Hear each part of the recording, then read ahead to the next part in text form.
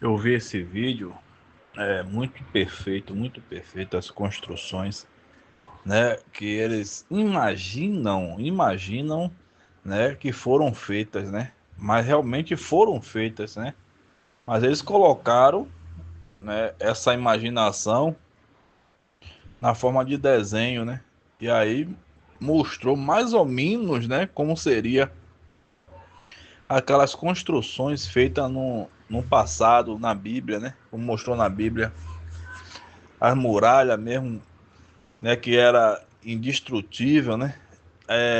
O navio, né, que foi feito por Noé.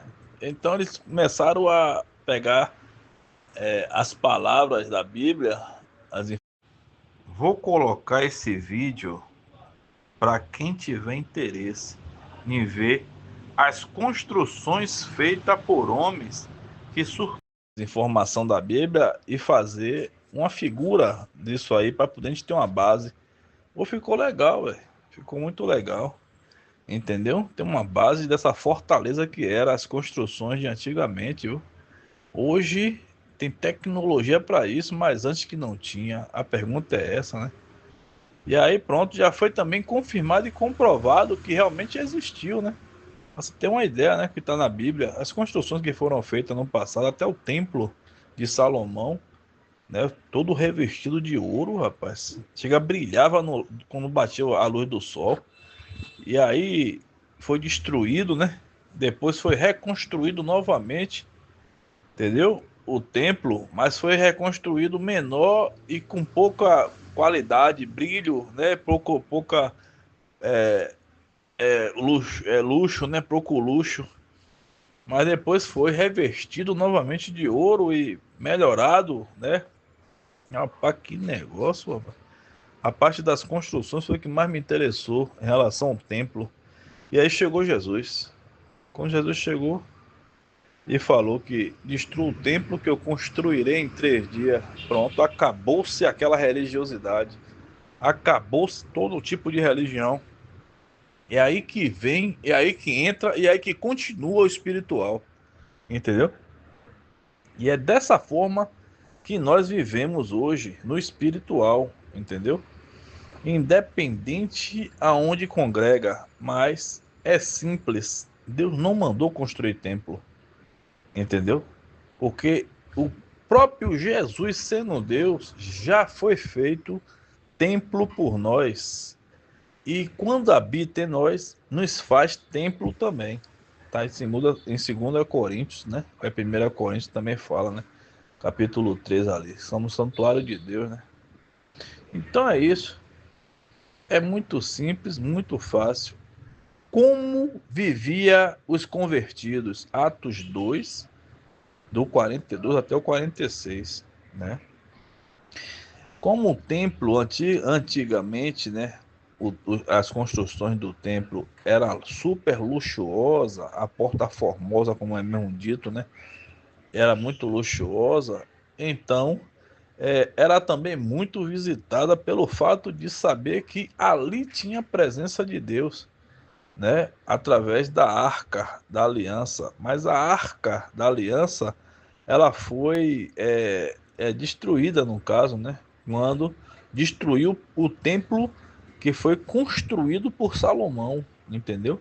Mas foi reconstruído novamente o templo, né? De Salomão, entendeu? E aí quer dizer, a arca ficava dentro do templo, então ali tinha o véu, aquele véu, né? Então quando tirou a arca, pronto, aí o véu manteve o véu, o nome de Deus somente, né?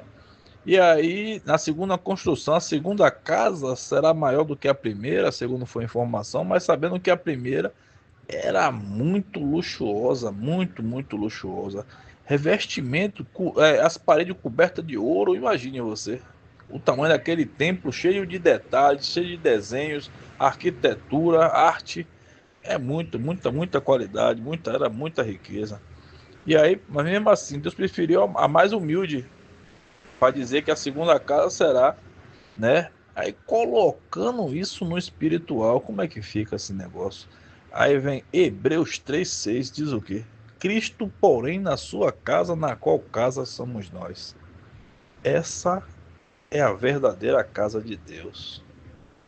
Então, adorar em espírito e em verdade, e não mais em Jerusalém, no Templo de Salomão, não mais, não existe mais, mesmo que reconstrua, mas não existe mais para Deus templo nenhum construído por mãos humanas para ele habitar ou morar. Aí vem levantar mais um discípulo, e justamente aquele que perseguia. Eu creio que deve estar em Atos 17, 24. Deus não habita em santuários feitos por mão de homem. Eu creio que deve estar ali. Quando levantou Saulo e deu o nome de Paulo depois do batismo. Deu um novo nome a ele. Abençoado foi o nome, viu?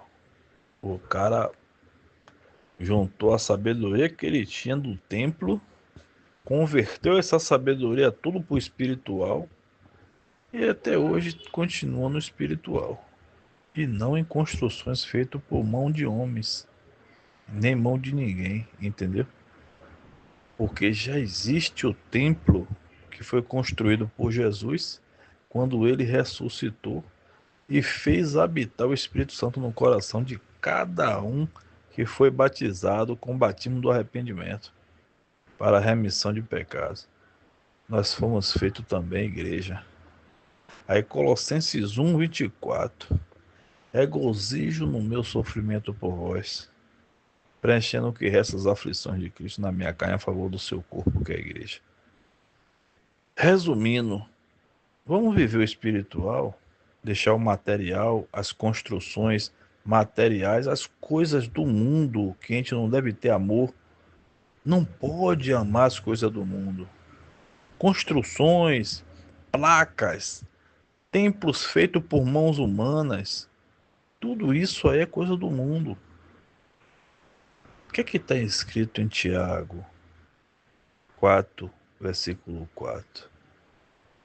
Infiéis, já deu logo uma repreensão para aqueles que, né, tá traindo Jesus, sabendo que é a noiva de Cristo. Infiéis, não sabeis que a amizade do mundo, né, não sabeis que o mundo é inimigo de Deus? Vós, pois, que é amigo do mundo, constitui-se inimigo de Deus. Como você se tornaria amigo do mundo? Ah, é só ser amigo daqueles que estão no mundo, né? E habitam no mundo. Não simples também assim, não. Não tá tão simples assim, não. Entendeu? Basta também idolatrar as coisas do mundo. Avareza, idolatria. Eu tava vendo, a vaidade também faz parte de idolatria. Faz parte da avareza, né? Então, quando vê uma construção e diz que ali é casa de Deus, além de estar mentindo, está também idolatrando e correndo o risco de ter avareza, que não deixa de ser também idolatria e não deixa de ser, em outro nome, pecado. Tem que ter cuidado. Como viviam os discípulos convertidos? Atos 2, do 42 ao 46. Está escrito o quê?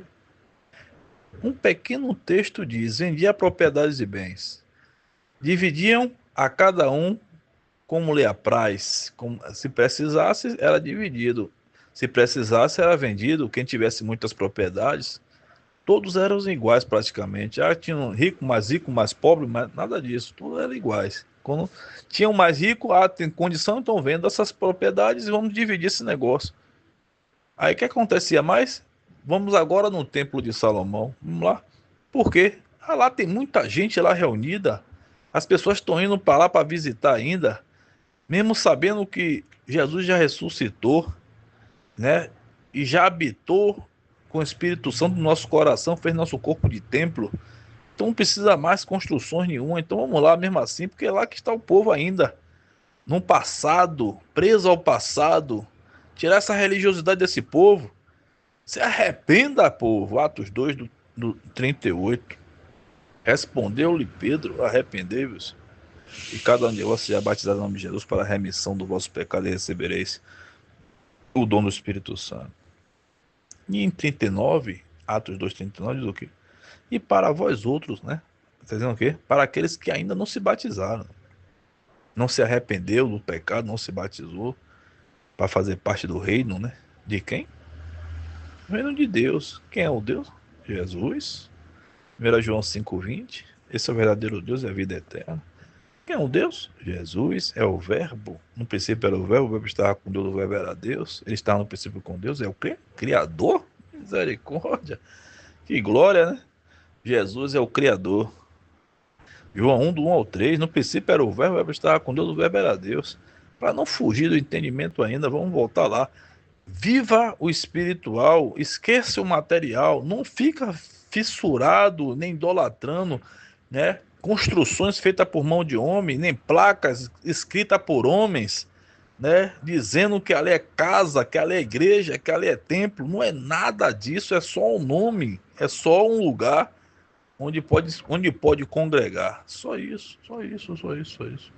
Deus não mandou vestir farda, não mandou vestir roupa nenhuma. Deus não vê como vê o homem. O homem é para aparência e estatura, Deus olha para o coração. 1 Samuel 16, 1 Samuel 16, 7. Amém? No templo partiam de casa em casa. O pão era partido de casa em casa. Continua em Atos 2, do 42 ao 46. Unânime no templo e de casa em casa partiu o pão. Olha aí. Congregava em casa em casa. Um congregar em uma casa, vamos dizer, a cidade, fulano, congrega um aí na sua casa. A cidade ciclano, congrega outro na sua casa. Olha lá no final das cartas de Paulo, onde congregava. E Paulo preso, mandando as cartas, né, sendo movido pelo Espírito Santo, inspirado por Deus. Surpreende até hoje, né, qualquer um homem moderno, da ciência, ou da arquitetura, ou da arte, qualquer um, sem modernidade nenhuma era construído e as construções eram feitas com perfeição. Vou botar o link na descrição.